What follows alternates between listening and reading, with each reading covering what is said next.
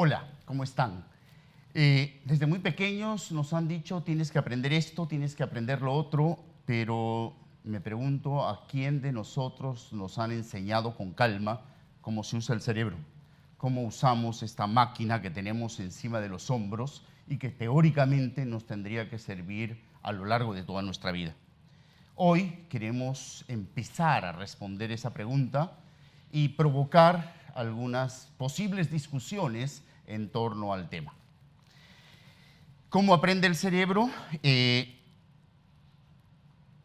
encanta pensar en una metáfora. Imaginemos que llega a nosotros un extraterrestre y nos dice, miren, este es el más potente de los computadores que hemos construido en nuestro planeta.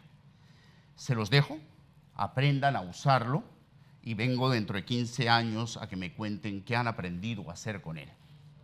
Al cabo de 15 años llegan los extraterrestres y nos dicen, ya, perfecto, ¿aprendieron a hacer algo con este computador? De repente por ahí les decimos, miren, apretas esto y ocurre tal cosa, apretas esto y ocurre tal cosa. Y por ahí los extraterrestres se ríen y nos dicen, oigan, nuestra civilización es bastante más avanzada que la de ustedes. Y este es el más potente de todos los computadores que tenemos en nuestro planeta. Eso es lo único que han aprendido a hacer con esto. Decía hace un momento, tenemos sobre nuestros hombros probablemente una de las máquinas más poderosas que existe. Y sin embargo, vino sin manual.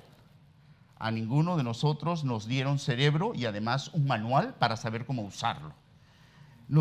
Lo hemos aprendido a usar a golpes y lo más probablemente es que no sepamos usarlo bien, que no sepamos bien cómo logramos aprender algo. Y en el caso de los maestros, de los profesores, cómo logramos que otro aprenda lo que yo quiero que aprenda. Ambas cosas son perfectamente posibles. O sea, tenemos una máquina potentísima, tan potente como las cifras que les muestro. Nuestro cerebro, a los 3 o 4 días de nacidos, casi ya tiene el número total de neuronas que vamos a necesitar, y muchísimas más de las que vamos a necesitar a lo largo de nuestra vida. 100.000 millones de neuronas. Cada una de nuestras neuronas puede conectarse hasta con otras 10.000 como mínimo. Puede llegar a conectarse hasta con 20.000 sin mayor problema. Y cada conexión no se da porque sí. Cada conexión se da porque ha surgido un aprendizaje nuevo, porque se ha generado una carretera de electricidad, por decirlo de alguna manera, entre nuestras neuronas. Si pensamos en la cantidad de conexiones que se pueden producir entre las neuronas, esta es más o menos la cifra, 100 trillones de conexiones. Las conexiones sinápticas permiten guardar información. Y esa es la cantidad de información aproximadamente que podría guardar nuestro cerebro. 280 trillones de bytes de información. Si un megabyte son 1000 bytes, si un gigabyte son 1 millón de bytes, y si un terabyte es 1000 millones de bytes, pueden sacar la cuenta de la capacidad que tiene el cerebro humano para guardar información. Leí en un artículo el otro día que si estuviéramos las 24 horas del día guardando información en nuestra memoria de largo plazo, ¿cuánto tiempo calculan que nos tomaría llenar nuestra memoria? Si estuviéramos las 24 horas guardando información. Aproximadamente 1500 años. No tenemos todavía vida suficiente como para usar la capacidad de memoria que tiene nuestro cerebro. El día que podamos vivir 1500 años para descubrir si es verdad, les garantizo que también podremos añadirnos memoria. O sea, no habrá ningún problema. Es tan potente el cerebro que, a pesar de que es una pequeñísima parte de nuestro cuerpo, solo es el 2% de nuestra masa corporal. Sin embargo, consume el 20% de la energía del cuerpo humano y cerca del 40% del oxígeno de nuestro cuerpo. O sea, es el más potente de nuestros órganos, el más importante, tan importante que el hueso que lo recubre es el más duro que tiene el cuerpo humano, porque todo lo demás de nuestro organismo depende del cerebro. Y en pocas palabras, todo lo que somos a lo largo de nuestra vida depende de nuestro cerebro. Pero hoy no vamos a hablar de lo que el cerebro puede hacer, sino cómo podemos usar adecuadamente el cerebro para aprender. Cómo lograr aprender lo que queremos aprender y cómo lograr que otro aprenda lo que quiero que ese otro aprenda. Insisto, si supiéramos cómo usar nuestro propio cerebro, a nadie se le ocurriría decir, uy, tengo mala memoria. No hay ningún cerebro humano que tenga mala memoria. Quien tenga un cerebro humano tiene la más potente de las máquinas sobre sus hombros. El filósofo chileno, Humberto Maturana, lanzó una frase en una de las veces que vino por Lima, que era la siguiente: denme un cerebro que haya conseguido comunicarse a través de un lenguaje, que es el más complejo de los aprendizajes. No hay aprendizaje más complejo que ese, y podré lograr que aprenda cualquier cosa. ¿Quién nos enseñó y cómo nos enseñaron a comunicarnos a través de un lenguaje? ¿A qué edad lo hicimos? Normalmente entre los 10 meses y los 3 años de edad. ¿Quién nos enseñó? Nadie, aprendimos solos. Bueno, si nuestro cerebro ha logrado hacer eso, no hay límite en relación a los aprendizajes que puede lograr. No hay ningún aprendizaje más complejo que ese. Es tan complejo que volvió a nuestro cerebro humano. Antes de ese aprendizaje, nuestro cerebro no era plenamente humano. De hecho, los niños lobo, estos niños que han vivido criados en mitad de la jungla o de un bosque por animales y que no han tenido contacto humano y por tanto no han podido aprender a comunicarse con un lenguaje, difícilmente pueden volver a ser humanos una vez que son rescatados de esa situación, porque no han adquirido, diríamos, el lenguaje computacional, el sistema operativo que les iba a permitir ser humanos. El lenguaje es ese sistema operativo.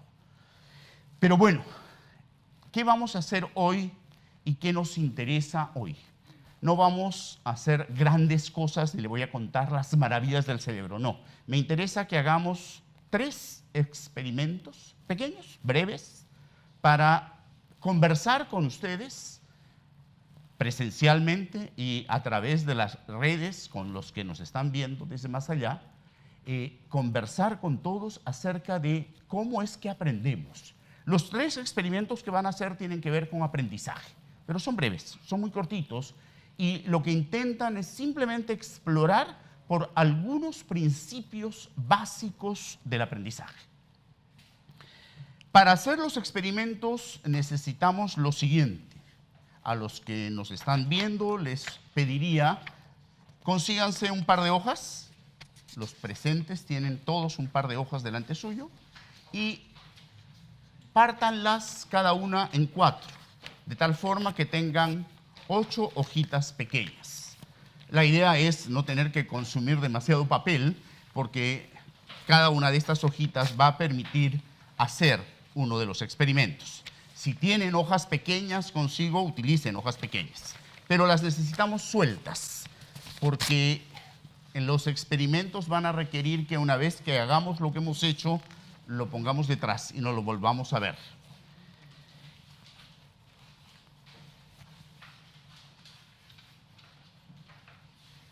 Entre que terminamos de cortar las hojitas, tal vez haya quedado alguna pregunta o haya provocado alguna inquietud mis primeras palabras. Pueden soltarla por el micrófono, no se olviden. Cualquier pregunta es válida. Si puedo responderla, la responderé. Si no, les diré que no sé la respuesta. Al micrófono y encantado.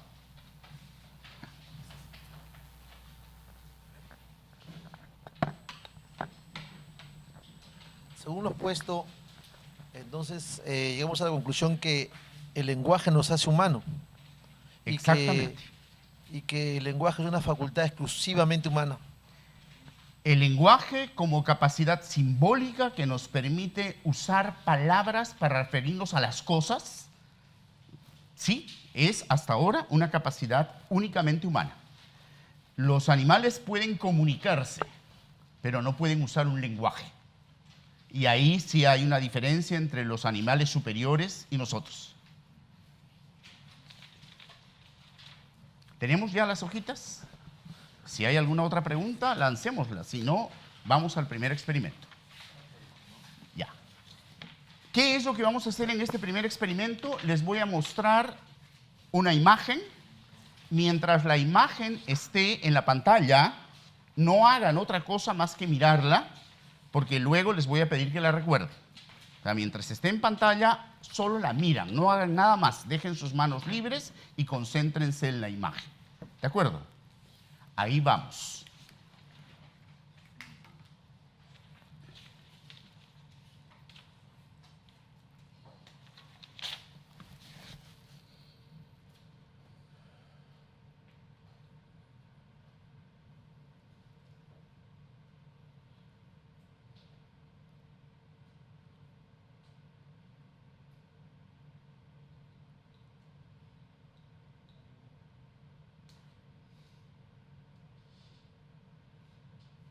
Listo. Hoja número 1. Dibujen lo que vieron en el mismo orden. En el mismo lugar y en el mismo orden. Todo lo que vieron. Todo lo que había en la lámina.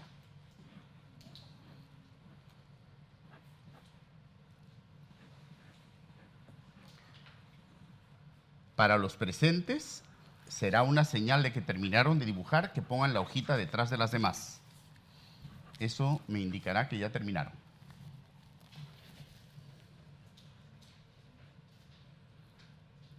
No es un examen, es un experimento, así que no se angustien si no recuerdan todo.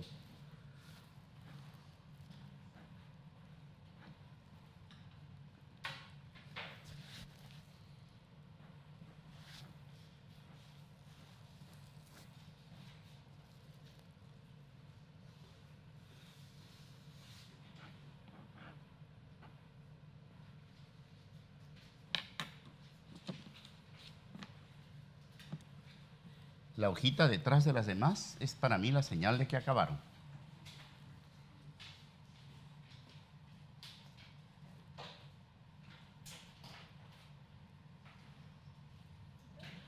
La ponen detrás, debajo de las otras. Oh.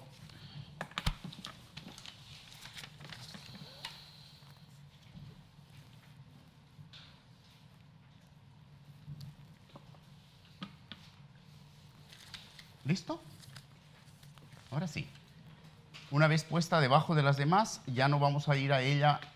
Les voy a mostrar otra lámina y mientras la lámina está en pantalla, lo mismo que en el caso anterior, solo mírenla, no hagan otra cosa. ¿De acuerdo? No escriban, no, nada más, mírenla. Ahí va.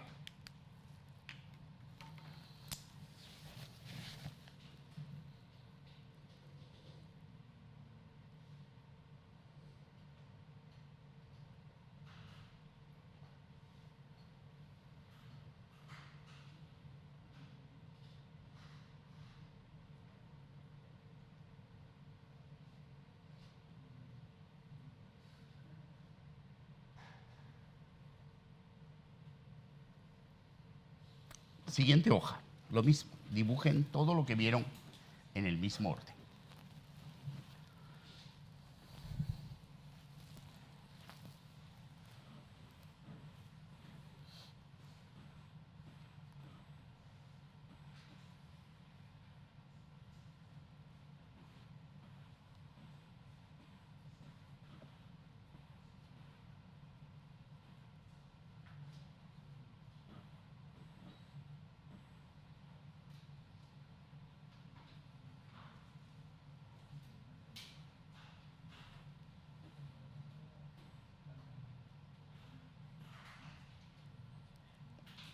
Lo mismo que en el caso anterior, ponen la hojita detrás de las otras como señal de que acabaron.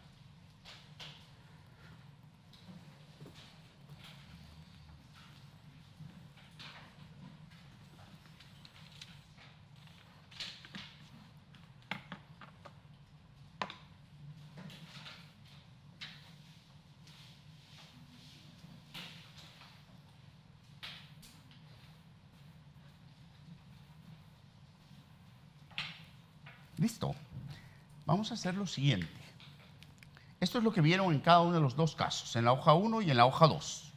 Les voy a pedir que tomen un color diferente del que usaron para dibujar. En las mesas hay colores.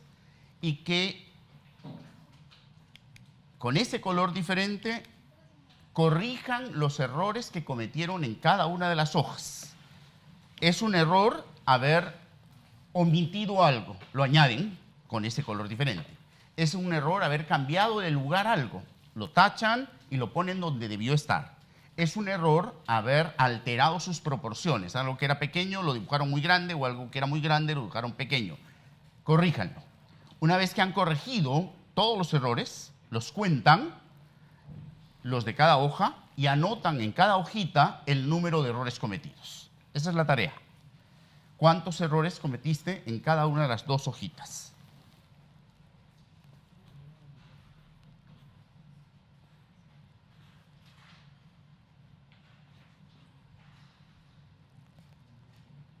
Es un error no haber puesto algo, añádanlo con el color diferente. Es un error haber cambiado algo de lugar, pónganlo donde debía estar y táchenlo el lugar equivocado o haber alterado las proporciones. Tachan y ponen como debió ser. Y luego anoten el número de errores en cada hoja.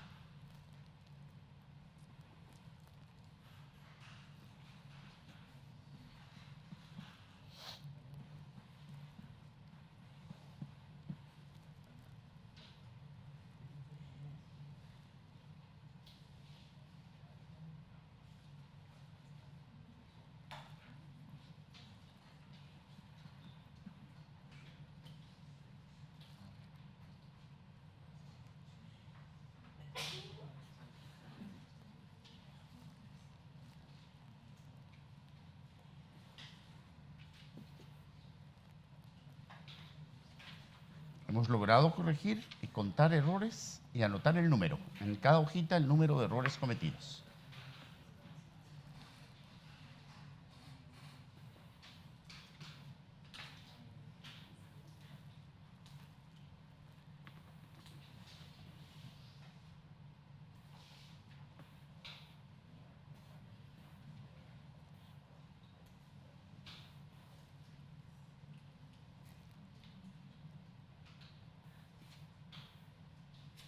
¿Listos? ¿Tenemos los números? Me van a ayudar a contar. Vamos a la hoja 1. En la hojita 1, ¿quiénes cometieron 0 errores? Levante la mano. En la primera hoja, ¿quiénes cometieron 0 errores? Nadie. ¿Un error en la primera hoja? Nadie. 2 errores en la primera hoja? Nadie. 3 errores en la primera hoja, una persona. 2 personas cometieron 3 errores en la primera hoja. 4 errores en la primera hoja. Ya, un segundo. En la primera lámina, 0, 1 y 2 errores, nadie. 3 errores sí había. 2 personas en 3 errores. ¿De acuerdo? 4 errores. 1, 2, 3 personas con 4 errores. 5 errores. 1, 2, 3, 4, 5 personas en la sala con 5 errores. 6 errores. 1, 2, 7 errores. 1, 8 o más. 1, 2, 3, 4. 4 personas con 8 o más errores. Listo. Vamos a la lámina número 2. En la lámina número 2, 0 errores. Levanten la mano quienes cometieron 0 errores en la lámina segunda. Nadie. Un error. 1, 2, 3, 4. De nuevo. 1, 2, 3, 4, 5 personas. 2 errores. 1, 2, 3, 4, 5, 6 personas. 3 errores. 1, 2, 3, 4, 5, 6 personas. 4 errores. 1. 5 errores. Nadie, 0. 6 errores. Nadie, 0. 7 errores. Nadie. 8 o más. Tampoco. Listo. Volvamos a la presentación. Hagamos este experimento con el grupo humano que hagamos, vamos a obtener los mismos resultados, a pesar de lo siguiente. Cuando vieron la segunda lámina, hubiera sido simpático que hubieran visto sus ojos, porque inmediatamente se daban cuenta de que todo lo que estaba en la primera lámina estaba también en la segunda. Pero con una pequeña diferencia. En la primera estaban los elementos repartidos por la hoja y en la segunda estaban todos estructurados. Pero había que recordar las mismas cosas. O sea, la misma cantidad de información que estaba en la primera hoja es la cantidad de información que había que recordar en la segunda. Pero hagamos este experimento con el grupo humano que lo hagamos, siempre vamos a tener resultados como estos. Muchísimos más errores en la primera que en la segunda. Muchísimo más difícil de recordar la primera que la segunda. ¿Por qué razón creen que ocurre esto? Y este es el primer principio elemental de funcionamiento del cerebro. Es muy potente. Tenemos una máquina capaz de aprender a lo largo de toda nuestra vida y de sobrarle muchísimo espacio. Pero hay algo, y esto es lo que se presenta en este experimento, tiene sus límites nuestro cerebro. Sus límites que hay que saber aprovechar, pero también que hay que evitar. ¿Cuál es la razón por la cual siempre en el primer caso vamos a obtener peores resultados que en el segundo? Si vamos al micrófono, las intervenciones en el micrófono, por favor, para que nos puedan estar escuchando quienes no están en la sala con nosotros. La razón la tienen ustedes. A ver, ¿qué creen? ¿Por qué razones siempre va a ser más fácil recordar una cosa que la otra? Adelante. Recordamos más las cosas que están asociadas o relacionadas. Así es. Y aquí sí hay un tema importante. Si alguien hubiera cometido 0 errores en el primer caso, tendríamos que decir que no tenía un cerebro humano. Hubiera sido un cyborg. El cerebro humano tiene un límite muy concreto. Solo puede recordar 7 elementos o hasta 10 con mucho entrenamiento si es que estos elementos están disociados. El tiempo que han tenido para ver la imagen no les ha permitido generar asociaciones, que es lo que naturalmente el cerebro hace. Si al cerebro le damos información suelta, el cerebro trata de buscar agrupamientos, que es la manera como memorizamos un número telefónico. A nadie se le va a ocurrir memorizar un número telefónico 994001443. No. El cerebro inmediatamente dice, haz paquetes. Agrupa 99-433-24, listo. O sea, aparentemente hemos memorizado 9 números. No, hemos memorizado solamente 3 o 4. Porque para el cerebro un 2 es lo mismo que un 200. Es un número. El cerebro trata de hacer agrupamientos. Si yo les permitía ver la primera lámina más de los 30 segundos que estuvo a la vista, su cerebro iba a tratar de armar grupos, natural y espontáneamente. Si queremos memorizar información que está disociada, hay un límite, hasta 7 paquetes de información sueltos. Podemos memorizar sin problema. Más de 7 con algún entrenamiento, hasta 10. Más de 10, el cerebro no puede. ¿Cuántos paquetes de información había en la segunda lámina? ¿En la segunda? Uno solo. Muy complejo, sí. Pero fíjense que en la primera también había algunos elementos de información complicados. No tan complejo como en la segunda. Pero en la segunda había un solo elemento complejo. ¿Qué teníamos que recordar en el segundo caso? Una casa semejante a aquella que hemos dibujado 1000 veces en nuestra vida, porque no había que recordar 11 elementos sueltos. Había que recordar uno solo y los detalles afloraban de inmediato.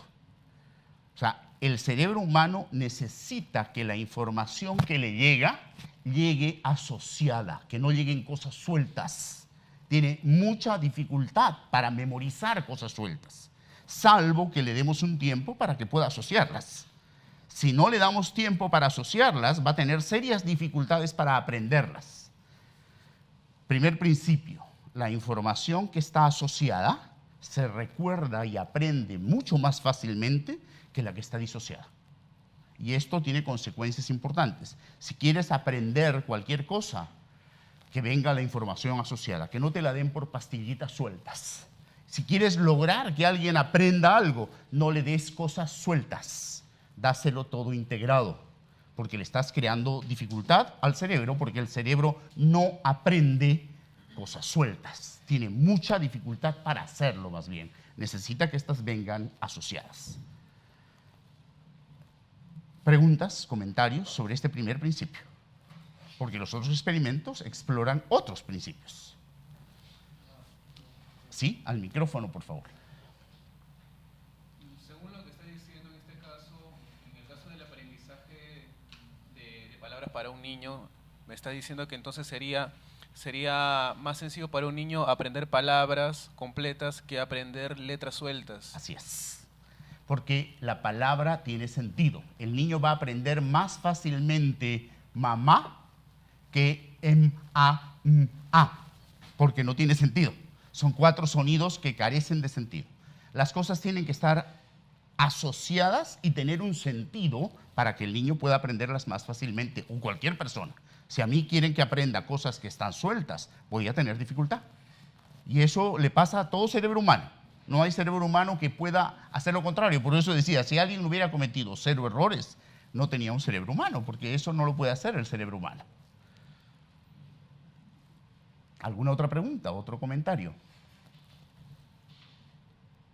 Vamos bien con ese primer principio. Perfecto. Vamos al segundo. Y este segundo experimento requiere lo mismo que en los casos anteriores. Les voy a presentar algo, una lámina, y mientras que la lámina está en pantalla, no hagan nada. Concéntrense en ella y el tiempo que va a estar con ustedes. ¿De acuerdo? Ahí va. Quiero que memoricen esa manera de escribir los números. Vamos a escribir los números utilizando esos códigos.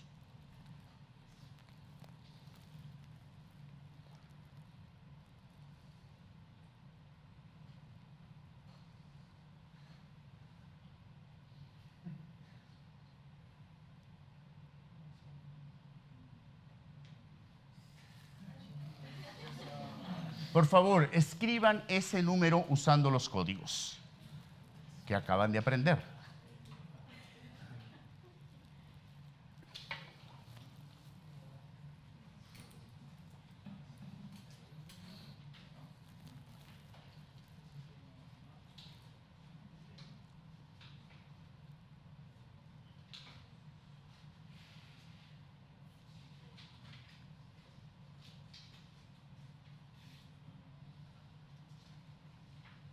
Cuando hayan terminado, ponen la hojita debajo de las otras y esa será señal de que acabaron.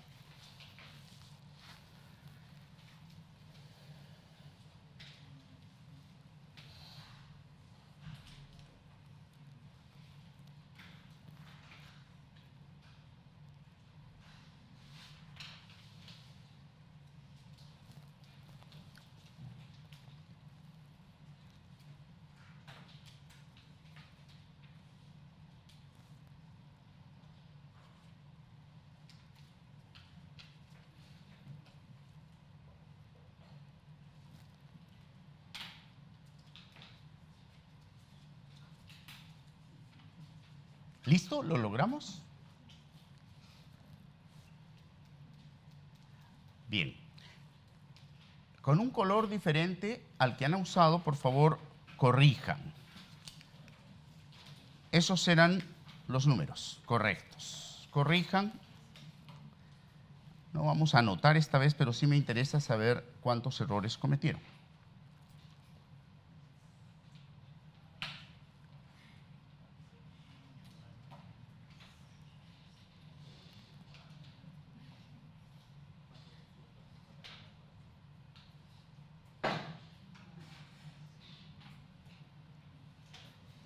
Bien. ¿Alguien cometió 0 errores? Es decir, ¿no cometió ninguno? Tú, 0 errores. Un error. 2 errores. Una persona. 3 errores. 1, 2, 3, 4, 5. 4 errores. 1, 2, 3, 4, 5, 6. 6 errores. 1, 2, 3, 4 personas. Más no, porque no había más números. ¿Cómo lograste memorizar todos los números? Lo que pasa es que creé una asociación. ¿Entre?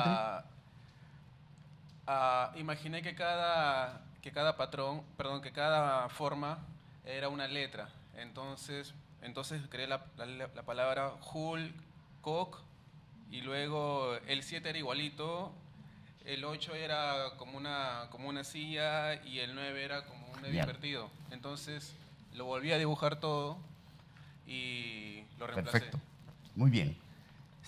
Utilizaste el viejo truco del cerebro que ahorita lo vamos a usar todos. Porque ahora les voy a pedir lo mismo, que por favor miren la siguiente imagen. Estos eran los códigos que les pedí memorizar. Fíjense en lo siguiente.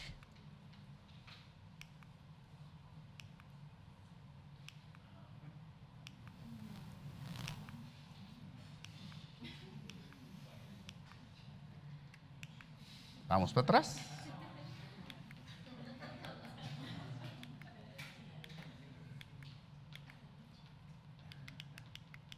¿Se dieron cuenta? ¿Sí? Escriban este número ahora.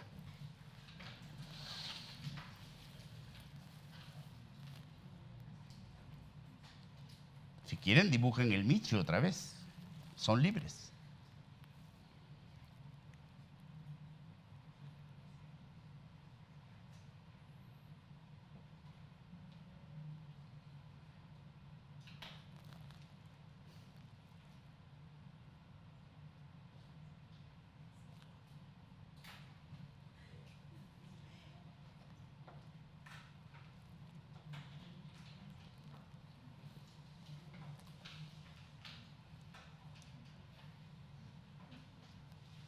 ¿Listo?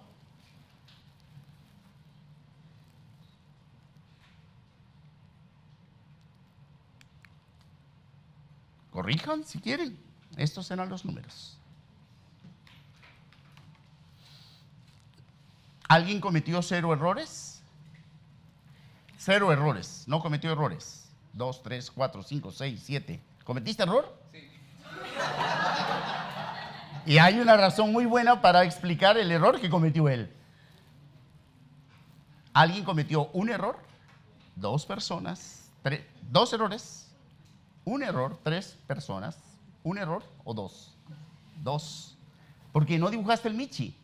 Dibújalo y vas a ver que no vas a cometerlo nunca. Bien, lo que acabo de hacer con el cerebro de quienes no han cometido un error es, por decirlo de alguna manera, he logrado guardar una información en su memoria a largo plazo, de la cual no se van a poder olvidar. Estos benditos códigos van a estar en su memoria para siempre. Habría que producir lesiones físicas en varias zonas del cerebro para poder lograr que borren esos códigos. Los van a poder recordar cuantas veces quieran. ¿Por qué él tuvo un problema? Porque su cerebro hizo un sobreesfuerzo la vez anterior por generar asociaciones que ahora se las he puesto en cuestión. Cuando mostramos la asociación entre el Michi y los números, se rayó, como diríamos. O sea, habían 2 asociaciones distintas, la que su cerebro había creado en el ejercicio anterior y la que se presentaba ahora. Había que lograr que deshaga el mal aprendizaje, por decirlo de alguna forma, y que lo vuelva a hacer, o permitirle que vuelva a los códigos que había logrado descifrar en la vez primera, para que escriba el número. Este es el segundo principio. Yo puedo lograr que alguien guarde información en su memoria a largo plazo sin contar con su consentimiento. ¿Alguien quería aprender estos códigos? No. O sea, si yo quiero que alguien aprenda algo, tengo que hacer lo que acabo de hacer. ¿Qué he hecho? ¿Qué es lo que ha permitido que aprendan esos códigos? Tienen la palabra.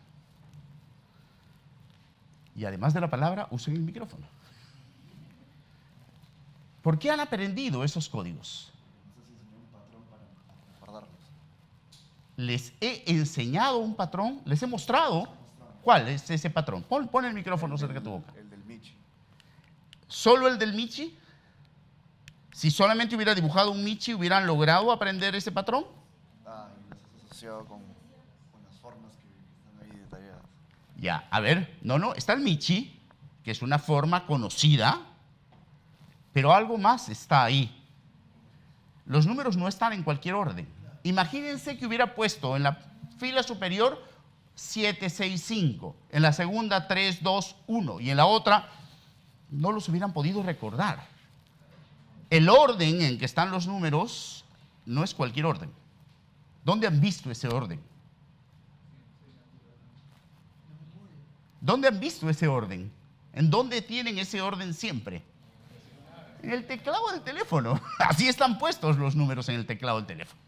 O sea, si logramos que la nueva información, dígase los códigos, se asocie con la que ya tenían en el cerebro guardada, si logramos que ocurra lo que ha ido ocurriendo mientras pasaba las flechitas, que asocien dos patrones de información que tenían guardados entre sí, y con eso nuevo, con esa asociación creen el nuevo aprendizaje, el cerebro lo logró.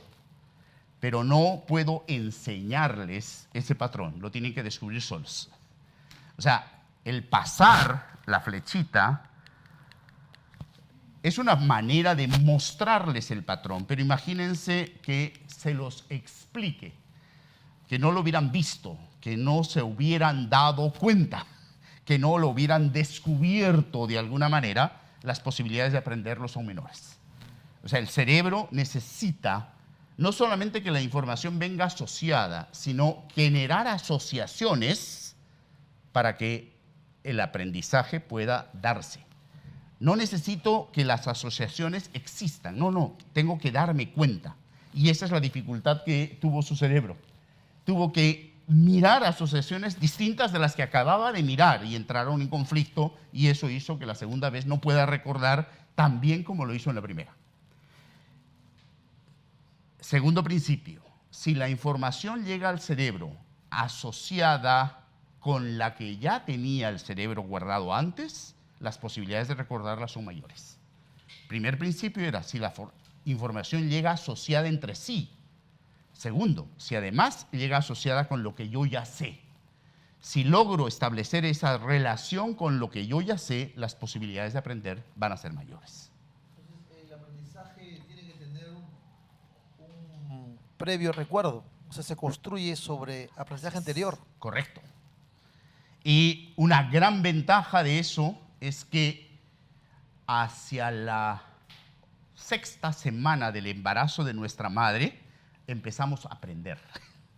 Es decir, el cerebro no solamente se fue configurando, sino que las primeras conexiones neuronales se fueron produciendo y no habíamos nacido todavía. ¿Esa es la base fundamental del constructivismo, entonces? Si queremos pensarlo, sí, el constructivismo como teoría pedagógica se sostiene en este principio de funcionamiento biológico del cerebro. Las nuevas conexiones van a ser mucho más resistentes y más firmes si se construyen sobre conexiones preexistentes. No se nace sabiendo. Sí, nacemos sabiendo muchas cosas. Nacemos conociendo los latidos del corazón de nuestra madre. Hay muchísimos ruidos del entorno en que nuestra madre vive que los reconocemos y que nos producen sensaciones. Reconocemos la voz de nuestro padre si nos habla. Es decir, en el momento en que las neuronas se van constituyendo, se van produciendo conexiones neuronales, que no es otra cosa que se van produciendo aprendizajes que podemos evocar luego, que podemos recordar. Nacemos sabiendo, pero también nacemos con la posibilidad de aprender lo que sea. Es decir, podríamos decir lo siguiente: nacemos con la posibilidad de ser geniales. O sea, si lográramos utilizar solo la mitad de la capacidad que tiene nuestro cerebro cuando hemos nacido, pues seríamos genios absolutamente en todas las disciplinas, en todas las artes y sin límite alguno. O sea, no hay límites para las posibilidades de aprendizaje de nuestro cerebro. El problema, lo decíamos al empezar, es que no hemos nacido con un manual. Desde que el primer día que fuimos a la escuela nos dijeron, tienen que aprenderse esto. ¿Y quién nos enseñó a aprender? ¿Cómo se aprende? ¿Cómo se hace para usar el cerebro? ¿Cómo lo uso de manera más eficiente? Muchas veces hemos invertido cantidad de tiempo tratando, y de esfuerzo y de energía, tratando de aprender algo, pero después se nos borraba. Porque lo hicimos mal, nada más. No porque tenga mala memoria, o no porque mi cerebro sea malo para el aprendizaje, sino porque estábamos haciendo las cosas inadecuadas. Es como si me dan un computador y no guardo la información y lo apago, digo, ¡ay, se borró! No, no se borró, no la guardaste. No es que se borró. Lo mismo ocurre con nuestro cerebro. Si no guardo la información adecuadamente, la voy a perder. O sea, no va a quedarse para siempre, pero sí puedo lograr que se quede para siempre, si sé qué teclas apretar. Y aquí han habido 2 teclas, nada más. Adelante. Porque hay cosas que sí automáticamente la guardamos y hay cosas que no. Ya. ¿No? Y otra cosa, otra pregunta. O sea, para aprender siempre tiene que haber un conocimiento previo. Si queremos que alguien aprenda algo que le resulta absolutamente desconocido,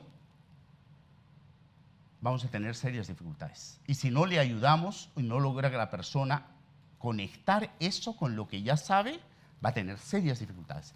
Lo va a poder aprender, ¿ya? Pero con mucho esfuerzo, y el gran problema es que al cabo de 2 horas va a empezar a borrarse esa información de su cerebro. Quería mostrar, sí, había una mano por ahí, mostrarles lo siguiente, y con esto vamos, me voy a soplar el tercer experimento, en otro momento tal vez lo hagamos. Hasta hace 15 años, o 20 tal vez, se sabía que habían recuerdos que no se borraban fácilmente, pero que habían otros que se borraban. Pero no se sabía por qué razón unos recuerdos permanecían y otros no. Hoy sabemos por qué algunos recuerdos permanecen y otros no. Primero, porque no tenemos una sola memoria. Tenemos por lo menos 3 sistemas de memoria diferentes. Howard Gardner sostiene que no solo eso, sino que tenemos una memoria en cada inteligencia. Pero vamos a decir que esa memoria de cada inteligencia forma parte de un sistema de memorias. Y hay 3 memorias radicalmente distintas, como 3 sistemas. Cuando llega información a nuestro cerebro, primero pasa por una memoria que uno diría es poco potente, porque guarda la información hasta por 10 segundos. Pero es probablemente la más potente de nuestras memorias, porque cuando llega la información, más bien, todo el tiempo está llegando información al cerebro, por todos nuestros sentidos. En este momento estamos escuchando, estamos oliendo, estamos saboreando, estamos sintiendo a través de la piel, estamos viendo, y toda esa información, todos esos estímulos están llegando al cerebro. El cerebro tiene 10 segundos, no más, la memoria perceptual, para decidir, ¿le presto atención o no le presto atención? ¿Le presto atención o no? ¿Pasa o no pasa? ¿Pasa o no pasa? Si en ese momento me pica una pulga, dejo de escuchar y empiezo a rascarme en la picadura. El cerebro de pronto decide, ya no le prestes atención a esto, préstale atención a esto otro. Esto es lo que hace la memoria perceptual. Decide al mismo tiempo a qué estímulos sensoriales prestarles atención y permitir que pasen. Y qué otros estímulos desechar. No prestarles atención, no dejar que lleguen a los procesos intelectuales más complejos. Pero no es la única memoria que tenemos. Una prueba de que esta memoria existe, la más elemental, es que si en este momento apagáramos la luz, seguiríamos viendo la luz hasta por 10 segundos. Es decir, nuestra memoria perceptual guardaría el registro de la luz hasta por 10 segundos, luego de los cuales empezaría a desaparecer. No es que bruscamente desaparecería, sino se diluiría. Esa imagen de la luz desaparecería de la memoria perceptual. Decía, no es la única. Tenemos otra memoria que algunos le llaman memoria de trabajo o memoria de corto plazo. Esta es la memoria que guarda hasta 7 paquetes de información si es que no están conectados. Esta es la memoria que guarda con fidelidad hasta por 2 horas. Después de 2 horas empieza lo que en psicología se llama la curva del olvido.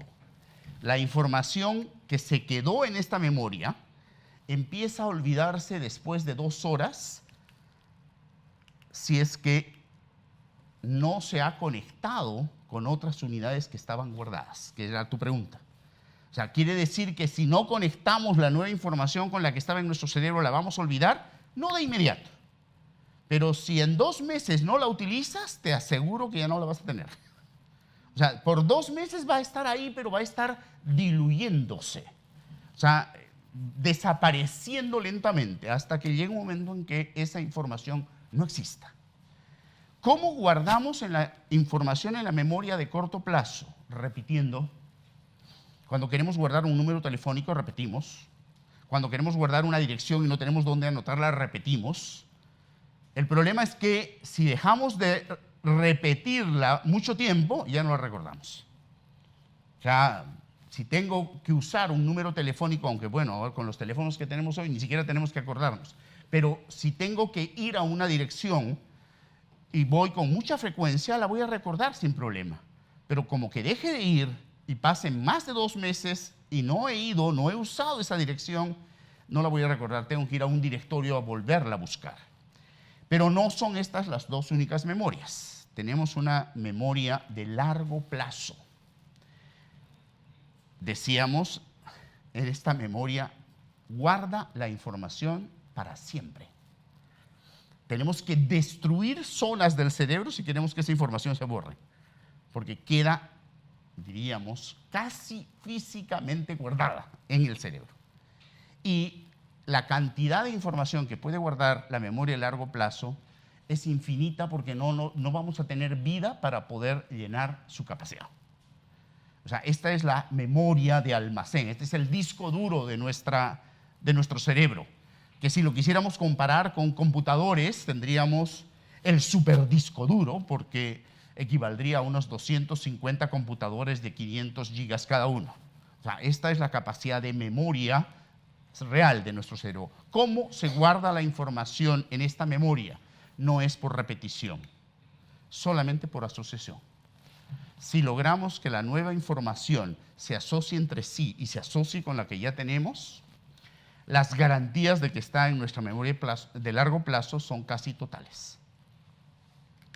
Hasta aquí, preguntas, comentarios. Hay un tercer experimento que de repente lo podemos hacer en otro momento, pero nos tomaría muchísimo más del tiempo previsto. O podríamos hacer muchísimos más, o sea, que nos permitan pensar que sabemos poco de cómo funciona el cerebro. Y lo que hemos aprendido acerca de cómo funciona el cerebro se ha hecho en la intención de generar inteligencia artificial, básicamente. Si ahora empezáramos a volver sobre estos principios y usarlos para aprender, podríamos aprender realmente lo que quisiéramos, cuando quisiéramos, porque esa es la otra cosa importante. El cerebro no tiene límite en términos de edad para aprender cosas nuevas. ¿Sí? Pero la mejor forma de aprender entonces, llegamos a la conclusión que es usando la información que tenemos constantemente, o sea, a través de la experimentación, es la mejor manera de aprender. Ya. Hiciste una pregunta hace un momento, ¿cómo hay ciertos eventos que los recuerdo y no los puedo olvidar?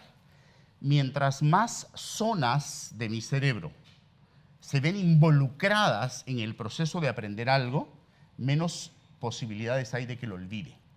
O sea, cuando las situaciones son emocionalmente intensas, me va a resultar muy difícil olvidarla. Y cuando son exageradamente intensas, el cerebro tiene un mecanismo para bloquearlo sin olvidarlo, que se llama represión, que es lo que los psicólogos conocen como represión, que es para no recordar ese suceso que me causó tanto dolor, ¿ya? Mi cerebro lo bloquea, como lo cubre con una capa negra, pero no lo ha borrado. Ese recuerdo está ahí. Si me hipnotizan o me someto a psicoanálisis, probablemente ese recuerdo vuelva a aflorar porque nunca desapareció. Simplemente que el problema con los recuerdos, sobre todo con los recuerdos que involucran situaciones, es que cuando los recuerdo, los vuelvo a vivir. Y si son situaciones muy dolorosas, me van a provocar el mismo sufrimiento que me provocaron en su momento. Entonces, el cerebro lo que termina haciendo es protegiéndome y bloqueando esos recuerdos. Pero hay recuerdos que no se borran. Y de lo que se trata es de aprender a usar el cerebro para no tener que volver a estudiar lo que ya sabía. O sea, si tengo que volver a estudiar lo que ya sabía, es que realmente nunca lo aprendí. Si lo hubiera aprendido, no tengo que volver sobre ello. De lo que se trata es cómo logro que la información llegue a esa memoria de largo plazo. Adelante, todavía sí. Una manera de aprender mejor es asociándolo a una emoción, el aprendizaje. Usando el cerebro completo. Les cuento en qué consistía el último experimento que íbamos a hacer. El tiempo no lo va a permitir que lo hagamos.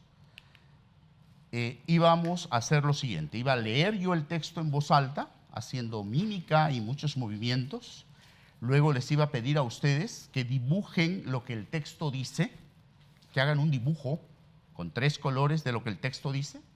Luego les iba a pedir que comparen el dibujo con las otras personas de su mesa y que, sin ver el texto, me vuelvan a decir qué decía en el texto. Es decir, les iba a pedir que me escuchen, que me vean, que lean, que piensen qué dibujar, cómo dibujar, qué colores tomar, qué colores utilizar, lo grafiquen con colores, lo comparen con el dibujo que ha hecho el otro y luego traten juntos de recordar lo que decía. Es decir, que utilicen todo su cerebro. Si en la actividad de aprendizaje logramos que todo el cerebro o la mayor parte del cerebro se vea involucrada, inclusive las emociones, pero no solamente las emociones, podemos lograr que el aprendizaje pase directamente a la memoria de largo plazo. Aquí he tomado los PAIs del libro de Paul Redders, Aprendiendo Juntos, y las tomografías de una investigación de Marcus Reichel. Lo que dicen es lo siguiente. En la primera tomografía y el primer PAI corresponden a una persona leyendo palabras. Miren ustedes, la mayor parte del cerebro está inactiva, apagada. Y solamente una partecita está prendida, está siendo usada. Mientras más partes del cerebro se involucran en el proceso de aprender algo, más garantía hay de que eso se va a aprender. Es lo que dice la comparación de estas dos cosas. Si logro que el cerebro escuche, descubra, procese, asocie, exponga, las posibilidades que va a tener de recordar van a ser muchísimo mayores, porque el cerebro está siendo usado de manera más completa. El cerebro siempre aprende de la misma manera. En la primera infancia, la velocidad de aprendizaje es muchísimo mayor. Es decir, en los 3 primeros años de vida se logran establecer casi el 95% de las conexiones sinápticas que vamos a tener a lo largo de toda nuestra vida. Lo más probable es que en adelante, más bien, lo que ocurra es que muchas conexiones sinápticas que se lograron en la primera infancia empiecen a apodarse porque no las usamos. O sea, la velocidad de aprendizaje en la primera infancia es increíble. O sea, un niño a los 3 años ha desarrollado muchísimas más posibilidades cerebrales de las que va a poder usar a lo largo de toda su vida. O sea, y lo que va a ir ocurriendo en diversos momentos es que más bien aquello que no se está usando se pode, ¿no? Aquello que no está siendo estimulado se pode. Y en el caso del sistema educativo en el nivel inicial, utilizan mucho estas repeticiones, o sea, solamente trabaja la memoria a corto plazo en todo caso. Si solo utilizan la repetición, sí. Ahora, los niños pequeños aprenden a pesar de los adultos. Es decir, los niños más pequeños, el solamente estar en la situación con muchos estímulos, con otros niños jugando, eso es suficiente para desarrollar una cantidad de conexiones neuronales increíble. Te doy un ejemplo que va a permitir entender esto mejor. Si yo le pidiera a cada uno de ustedes que piensen por un instante en aquello de lo cual se sienten expertos. Puede no ser algo intelectual, puede ser un hobby, lo que quieran. Algo de lo cual tú te sientes experto. Ya, te garantizo que no lo aprendiste en un aula. Porque en las aulas solemos perder el tiempo. Y creemos que para aprender algo tenemos que ir a un aula. No, para aprender lo más importante que hemos aprendido en nuestra vida, aprender a comunicarnos por un lenguaje, no hemos ido a ningún aula. O sea, se nos ha metido desde la Edad Media, desde Salamanca y más desde la Revolución Francesa, que el aprendizaje solo se produce en espacios formales, solo se produce en el aula. No, los niños pequeños aprenden jugando a una velocidad alucinante. Y no interesa que la profesora quiera que repitan, van a aprender a pesar de ella. Pero sí es importante que tengan todos los estímulos que suelen tener los niños en una educación inicial, por ejemplo. O sea, leía una investigación hecha con niños de una zona rural peruana que habían tenido inicial y niños de la misma escuela 4 años antes en los que no habían tenido inicial, niños de segundo grado, con las famosas pruebas S. Bueno, la diferencia con el solo hecho de que este segundo grupo había pasado por la inicial era alucinante. Alucinante. El solo hecho, la única diferencia real, porque eran niños de las mismas escuelas, con los mismos maestros, pero el segundo grupo había tenido la posibilidad de hacer 1 o 2 años de educación inicial. El primer grupo no. Esa diferencia marca, pero no por lo que aprendieron de la profesora, no. Por lo que aprendieron con los otros niños, por su capacidad de jugar, porque tuvieron cuentos, juegos a la mano, porque tuvieron una cantidad de estímulos que no iban a tener en su casa. Sí. Entonces llegamos a la conclusión de que los años que son vitales para el aprendizaje son los primeros años de vida, por lo tanto la importancia de la educación inicial y también que el sistema, que aprender en un aula no es un sistema natural de aprendizaje. No. En consecuencia, ¿por qué se sigue con ese sistema que no es natural y ha fracasado? No me atrevería a decir que ha fracasado, me atrevería a decir que sirve poco, que se aprende poco. A ver, ¿Por qué se sigue? en el siglo XII, cuando surge la Universidad de Salamanca, porque lo curioso es que en el mundo surgieron primero las universidades que las escuelas, por lo menos en el mundo occidental. Las escuelas como sistema escolar recién surgen con Napoleón Bonaparte, hace muy poquito. Pero cuando surge Salamanca, quiero que nos imaginemos lo siguiente. Primero, no había imprenta. O sea, los libros eran manuscritos.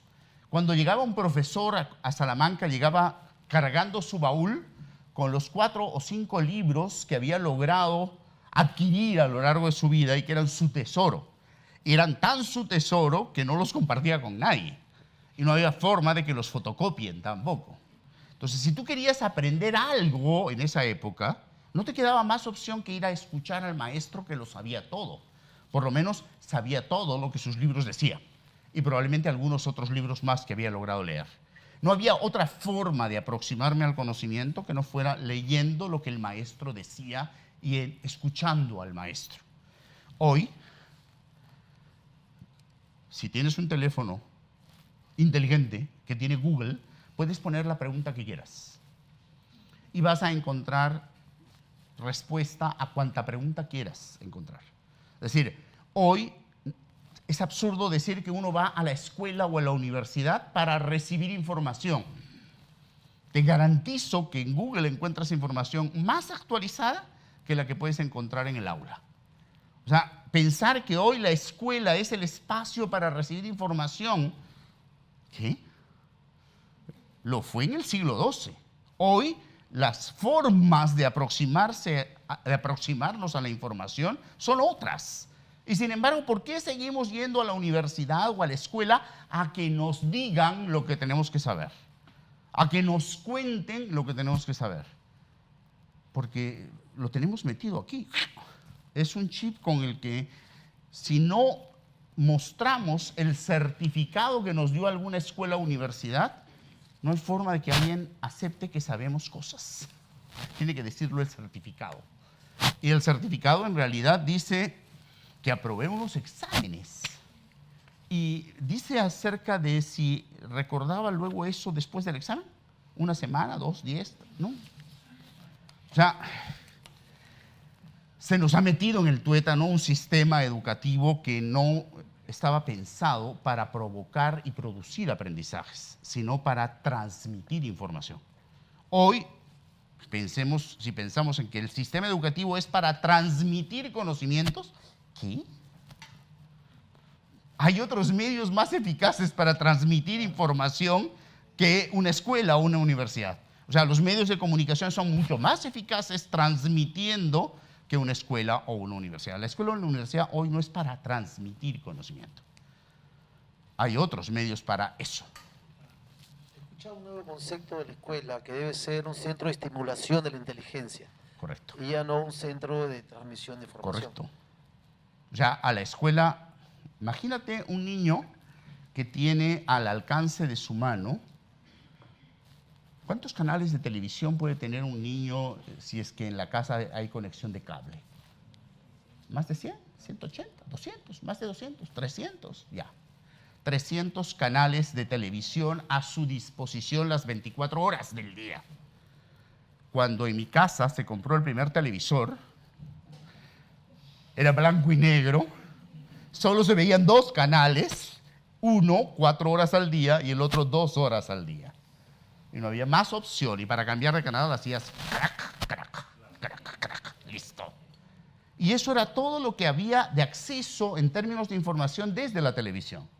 Pero la mayor parte de los niños no solamente tienen 300 o 500 o 1000 canales, sino también una computadora, que la saben usar intuitivamente desde muy pequeñitos, ¿no? Entonces, pensar que la escuela es el espacio para ir a aprender cosas es una pérdida de tiempo, una tontería.